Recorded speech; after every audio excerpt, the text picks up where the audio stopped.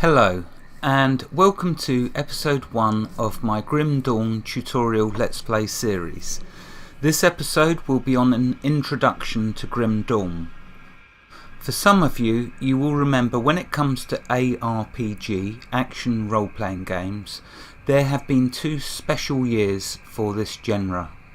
1996 saw the release of Diablo, and in 2000, Diablo 2. Now, in my humble opinion, Diablo 2 is without peer. Every single time over the last 17 years I've played a Diablo type game, I would always, without question, measure it up against Diablo 2. And I've tried many games over the years, and up until now, there has never been a game to beat it. Well, my dear viewers, I have now found such a game to take that title. Prepare to see a game that you will totally and utterly love and enjoy playing. But don't believe this fool's words. Watch the series and make up your own mind. Grim Dawn is on Steam and is priced at £19.99 or $24.91. It is developed by Crate Entertainment, which is staff from Titan Quest and from Blizzard North, who made the mighty Diablo 2. It was first released on Steam on May 15th, 2013, and announced feature content and complete December 23rd, 2015. Currently, maximum level in Grim Dawn is level 85. I say currently because the devs have stated that every 6 months they will release downloadable content, which you will have to pay for, but additional to this, they also continue to add content with updates. On August 3rd, 2016, they released the first downloadable content, which introduced a new game mode called the Crucible. Think of it as an arena where you can test out your new builds, or if you simply want to see how a class plays out, see what spells and skills and everything that they have and items that they can use, then it's a good way of testing it. Crucible does cost £5.49, but like Grim Dawn, it is totally and utterly worth it. I lost 20 hours of my life just because I wanted to see what Crucible was like, so I intended to have a quick look. 20 hours later, I got the picture. In December 2016, Grim Dawn's last update of the year contained a new area called Port Valbury, which contains an ethereal themed roguelike dungeon. And bear in mind, that was just a free update. That one you didn't pay for. So when I say currently, you can see what I mean. This game just keeps getting bigger and better. The next expansion will have 2 new classes, one being the Necromancer, which was my favourite class in Diablo 2. Currently there are 4 acts to the game, or chapters if you like, just like Diablo 2 did it. Grim Dawn can be tackled on 3 increasingly challenging difficulties: normal, elite and ultimate. Each subsequent difficulty is unlocked by defeating the final boss of the game on the previous difficulty. For example, to unlock elite difficulty, you must first complete normal difficulty. There are also 3 modes of play: normal, veteran and hardcore. You can enable veteran mode at any time prior to loading a character into the world, and can similarly disable it again should it prove too difficult. Hardcore mode must be selected at character creation. This is a little of what it says on the Steam store page. I say a little because there is a lot on the Steam store page, because there is so many features to this game. Again, don't take my word for it, because I'm going to try and cover them all if I can. But anyway, this is what it says on the Steam store page. Enter an apocalyptic fantasy world where humanity is on the brink of extinction. Iron is valued above gold and trust is hard-earned. This RPG features complex character development, hundreds of unique items, crafting and quests with choice and consequence features. With regards to that, where it said trust is hard earned, well, there's factions, and boy oh boy does it work beautifully, the factions in this. Anyway, carrying on with what it says on the store page. Dual class. Combine any of 6 distinct classes with over 25 skills and modifiers per class. Base classes include Soldier, Demonologist, Occultist, Nightblade, Arcanist and Shaman. So you can mix and match them. You can mix a Soldier with a Demonologist. You can mix an Occultist with a Shaman. So say for example you wanted to play a pet class. You could do an Occultist mixed with a Shaman who both can summon pets. Hundreds of item skills. Augment your class build with a diverse array of over 215 unique skills granted by items and equipment add-ons, just like in Diablo 2 where you could socket up your swords and weapons. Well, with this one you can add augments to them. Collect hundreds of items, common, magical, rare, epic and legendary classes of loot, plus over 20,000 possible magical or fixed combinations and over 200 rare affixes. I kid you not, this is just insane with the options you've got. Quests with choice and consequence. You will face tough decisions that leave significant impacts upon the world. Strangers on the road, desperate families and even entire villages may live or perish based on your actions. Currently over 35 quests with 75 plus lore notes to be collected, and I do love finding the lore notes because it's so lore rich, this game. The storyline is beautiful, the quests are beautiful and the lore is excellent. Friendly and enemy factions. Earn favour with human factions to unlock additional quest lines, vendor discounts and special faction based items and augments. Some neutral factions you can be turned into allies, but aiding one will make another make the enemy of another. Hostile factions will remember your deeds and deepen their hatred of you, sending out large packs of elite heroes to hunt you down. And on that I just want to add, also you can, through doing the faction, you can unlock this quest post, which not quests, it gives you jobs to do. So when you get your faction high enough, I'm going to show you this, don't worry, don't y'all worry, but you can basically get daily quests from it, or enough said of that, I'll show you that. Devotion. An additional layer of skill customization allows you to acquire bonuses and powerful secondary effects for your class skills. These are unlocked from a giant constellation map with points acquired by finding and restoring, destroying or corrupted shrines hidden throughout the world. So you'll come across shrines. Some of them you'll need to fight monsters in order to cleanse them, or others you will find you need to give items to in order to cleanse them, and if you cleanse them you get a devotion point, and devotion points are spent in a constellation, which I will show you because otherwise this will all sound too overwhelming. But trust me when I tell you, never will you have seen a game as beautiful as Diablo 2 where you can customize your character just so much.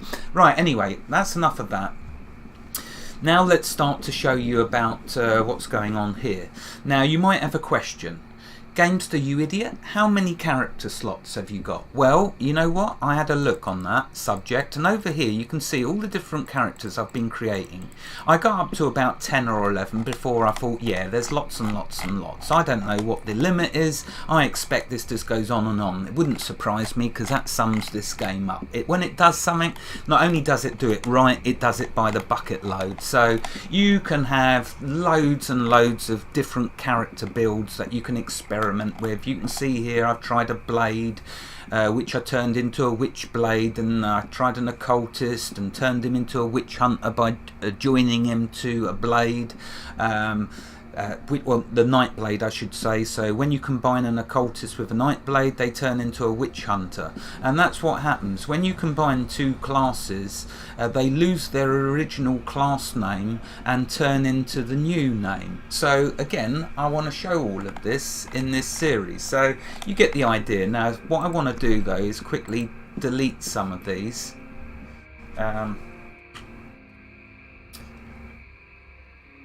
Has it all got to be uppercase? I guess it has. So let's just quickly delete some, because otherwise it's just going to be a big mess.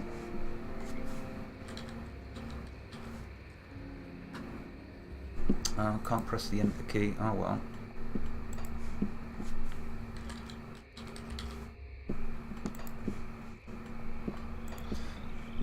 And don't have a go at me because I'm taking time deleting these. I wanted to show you, get the point across about you're not limited with your characters that you can create, because if you're like me, you like to bear in mind that all these characters on the right here all share storage space.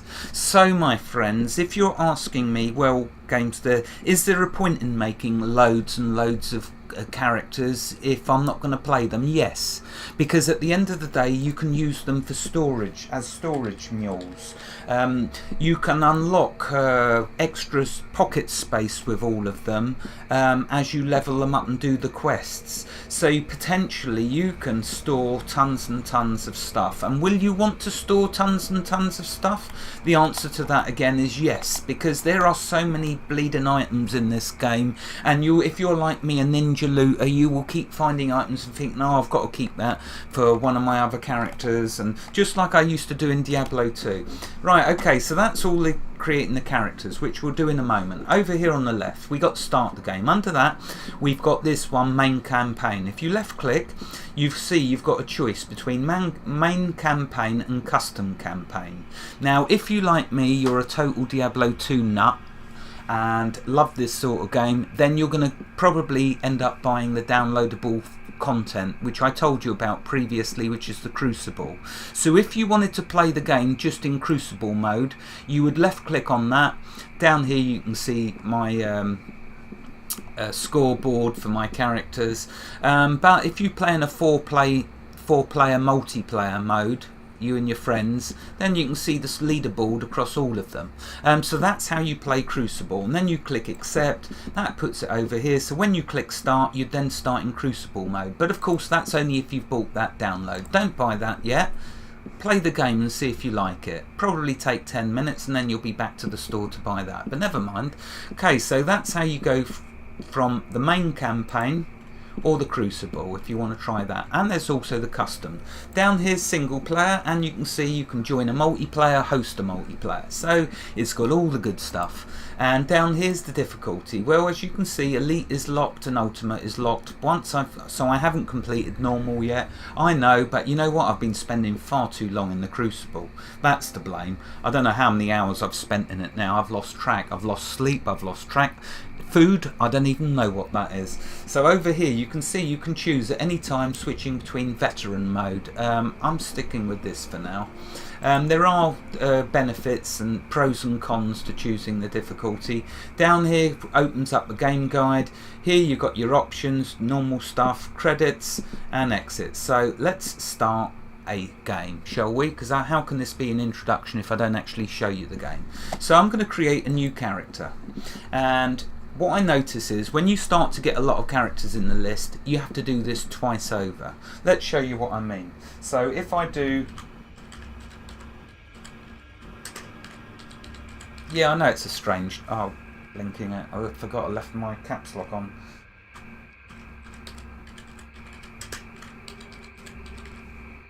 Okay, now it would be nice if I could copy this, so I haven't got to do it again. So you can see you can choose male or female, choose your mode that you want to go in. I'm just going to do create.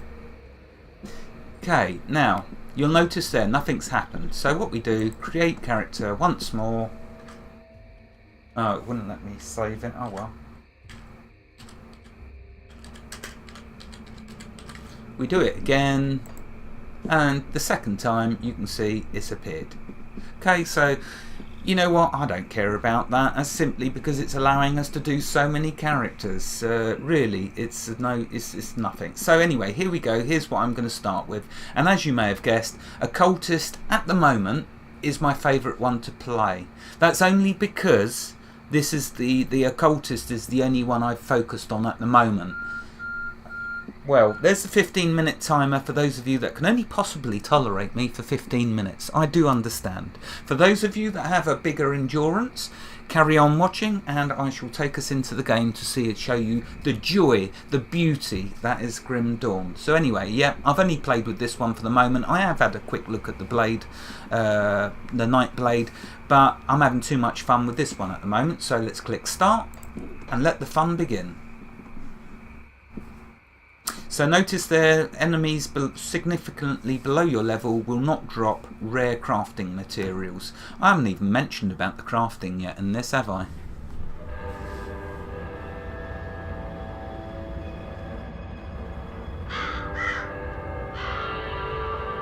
We paid a heavy price, but the trap worked.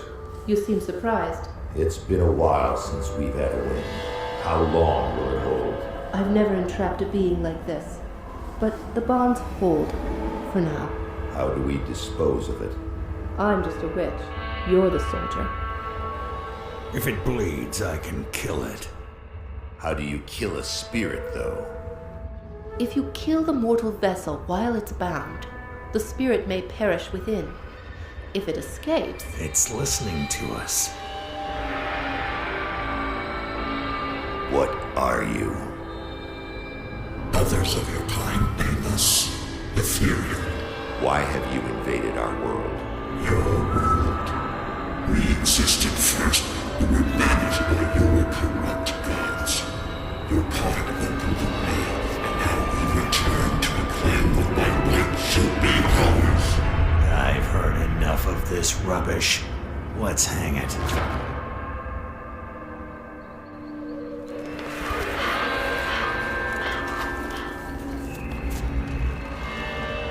Destroy this vessel, and I will find another. I have tasted its desires and emotions. Your kind is weak. You have already lost this war. Do it.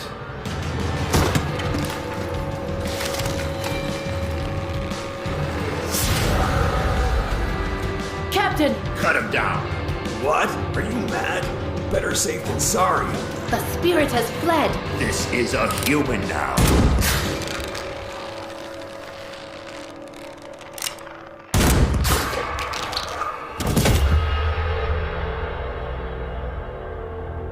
The captain is correct. When they awaken, they won't remember a thing. The ethereal was right. The war is lost. We're a resistance now, and we need every human survivor we can call to our cause. Maybe this one here can still die with some honor. If they ever wake up, send them to me. If they don't, bury him deep with the others.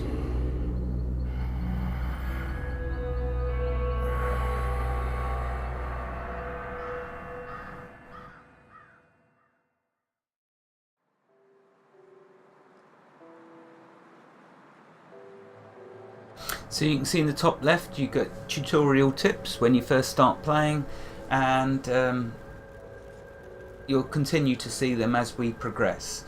Some of you may have been put off by them cartoony graphics of the intro. I can assure you the graphics in this game are beautiful. This is Diablo 2 in 2017. Okay, so we start off here with our character. In the next episode I will go through all of the menus and try to just show you a bit of the depth that there is to Grim Dawn. For now, let's just click this first character. You'll notice when someone has a quest for you, they've got this yellow exclamation mark above their head. So by left clicking on them, Drawing breath, I see. You're one lucky bastard, I'll give you that. Best go speak to Captain Bourbon right away. He seems to have a plan for you now that we've spared your life. You were possessed, so we strung you up. Seems the spirit fled your body before your life ran out. I'd have left you to hang, but the captain had other plans. He sees some purpose in you, and I'm not going to argue. He's up the road, in the courtyard. Don't make me regret cutting you down. Okay, so there you go. You can see this quest we've just got has appeared over here. Up here's the mini-map, but I'm going to go all through this in the next episode because I have overrun the timer and I certainly don't want to upset anyone by going on too long. Wherever you are in the world, God bless you and keep every last one of you safe. Thank you for watching and have a fantastic day. Goodbye.